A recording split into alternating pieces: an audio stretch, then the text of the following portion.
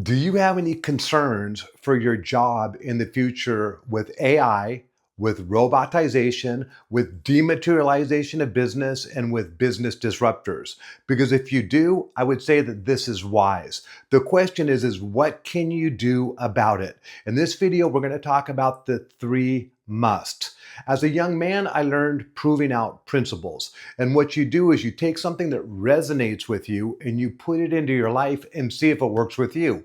When it resonates with you, you don't have to fight your own ego. Your ego accepts it. So now you have to put it in your life and see if it works. So when I prove out principles, I prove out ideas, I normally give it anywhere from 90 days to 3 years to see if it works for me.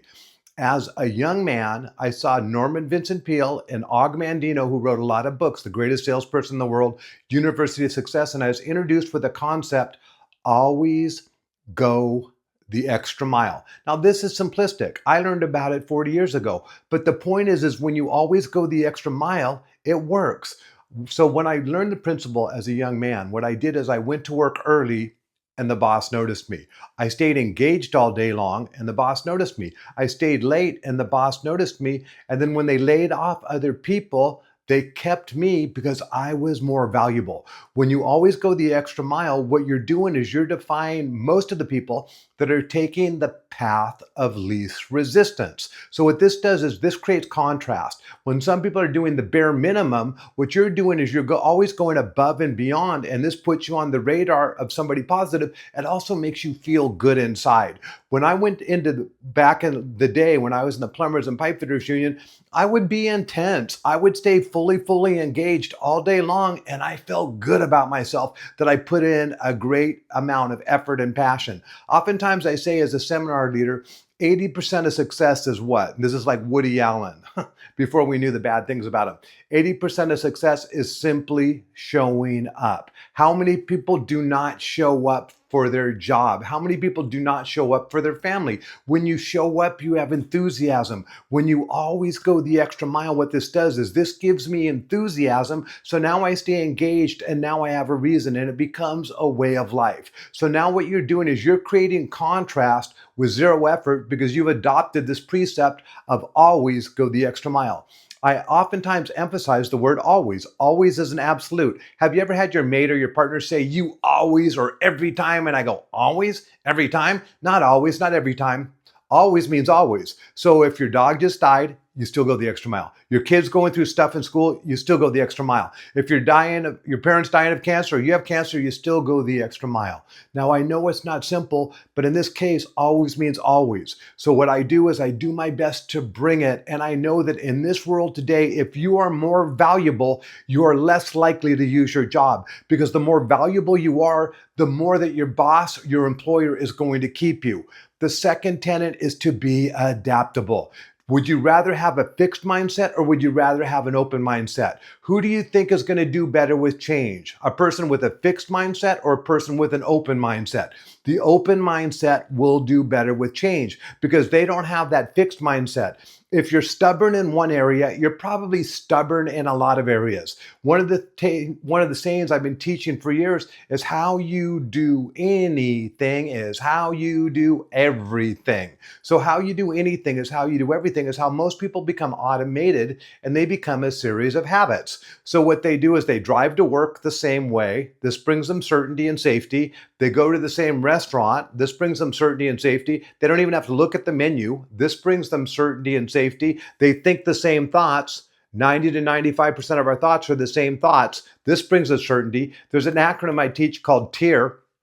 Thoughts create emotions, and emotions create actions, and actions create results. So if this metaphoric tear, like I'm crying, a tear, 90 to 95% of my thoughts are the same, 90 to 95% of my emotions are the same, 90 to 95% of my actions are the same, 90 to 95% of my results are the same. So as a corporate sales trainer, I tell people if you don't do anything new, you're not going to get anything new. So the ego's purpose is to keep us alive. The ego's purpose is to protect us. So the ego prefers safety over unsafety. So it prefers the known driving the same way to work as opposed to the unknown. What it does is it prefers the known going to the same restaurant versus the unknown, a different restaurant. What it prefers is the same dish at your favorite restaurant versus the unknown, a different dish that you haven't had. This is the ego's self-preservation response. So when you understand that the ego wants to stay the same, the ego wants certainty, and certainty equates to safety, and safety equates to living longer,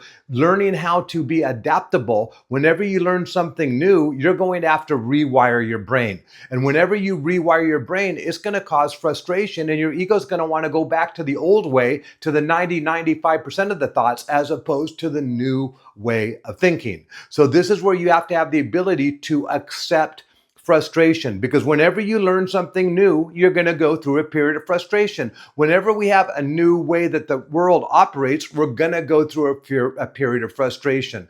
And the frustration is a natural part of the learning curve. That's why you learn to accept it. So oftentimes when I go to people and we're doing corporate acquisitions, I'll have the team say, I accept frustration. Say that with me, please. And they say, I accept frustration. And I say it again, please. And they say, I accept frustration. And if you can accept frustration, it will make the transition easier. So in today's world, the more adaptable you are, the more open-minded you are, the better you're going to do in today's world, because change is happening so quick, so fastly, that if you don't keep up and you have a fixed mindset and want to stay caught in the past, the certainty, the known, you're not going to be able to keep up. So it's having the ability to live in the uncertainty, live in the unknown, and not only live in it, but welcome it and have the ability to accept frustration. Or the mantra I've been practicing is loving into the unknown, because I don't want to love parts of my life. I want to love all of my life. And when I learn to love the unknown, I'm integrating with it. And as I'm integrating with it, I'm gaining wisdom at a quicker rate, as opposed to resisting it. No, I don't want the unknown. No, I don't want change. No, don't let this happen. Let me go back to the good old days, the safe days. No, that's the old world.